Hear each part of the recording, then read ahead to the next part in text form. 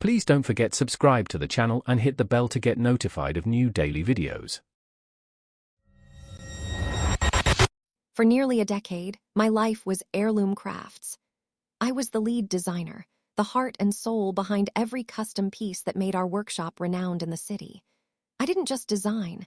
I sourced rare woods, sculpted prototypes with my own hands, and mentored the junior artisans.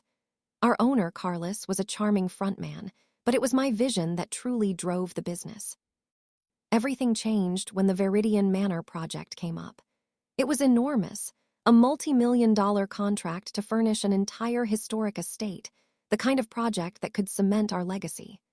Carlus promised me a substantial percentage of the project's profit, calling it my creative director's bonus if I could secure it and lead the execution. I threw myself into it, sketching concepts late into the night, pitching to the clients myself, and ultimately winning them over with designs they called breathtaking. For the next 6 months, I lived and breathed Viridian Manor, coordinating every detail, pushing our artisans to new heights, and ensuring flawless delivery. Then came the final signing ceremony. Carlus, beaming, took center stage, accepting all accolades. When it was time for my bonus, he handed me a check that was barely a fraction of what was agreed upon. When I questioned him later, he scoffed. "Lillian, you're just a designer. Talented, yes, but ultimately replaceable. This is grunt work. I'm the one who runs the business." The words stung worse than any physical blow. Replaceable. After everything I'd built for him, everything I'd made for him. I went home in a furious haze. My partner, Eleanor, a sharp business strategist in her own right, was the calm eye of my storm. We talked for hours. She helped me see Carlus's weakness, his utter reliance on my creative output and his inability to foster client relationships beyond superficial charm. He also consistently underpaid and undervalued our best artisans. Eleanor's advice was clear. I didn't just need to leave, I needed to dismantle him. The plan was audacious but perfectly logical.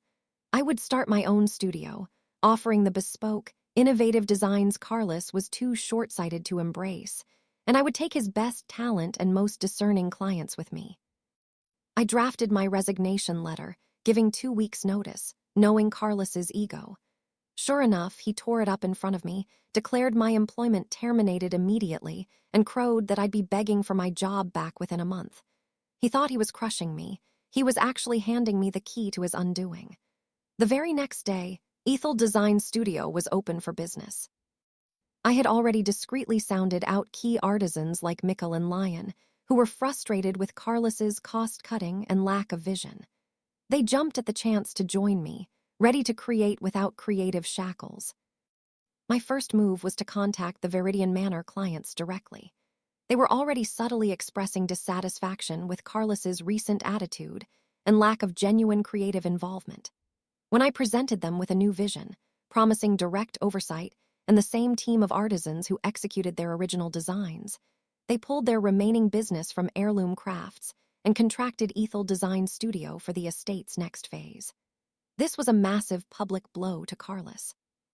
Other high-end clients who knew my work and preferred working with me quickly followed. Heirloom Crafts' reputation, once solely built on my designs, began to crumble. Within 6 months, Carlus's workshop was a ghost town. The news circulated quickly. Heirloom Crafts filed for bankruptcy, unable to retain clients or talent without its creative core.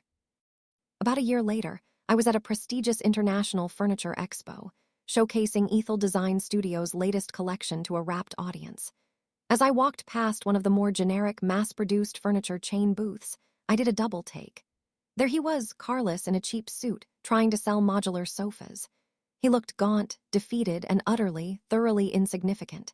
He didn't even see me, lost in the tedium of a minimum-wage sales pitch. His dream of a multi-million-dollar buyout shattered. His company gone. And I, the replaceable designer, was thriving, creating, and building an empire far beyond anything he could have imagined. The taste of victory was sweeter than any bonus he could have ever offered. He learned the hard way that true value isn't easily replaced. Some contributions are irreplaceable, and their absence leaves an irreparable void. If you enjoyed this video, please hit the thumbs up button to like it. And please do subscribe to support the channel.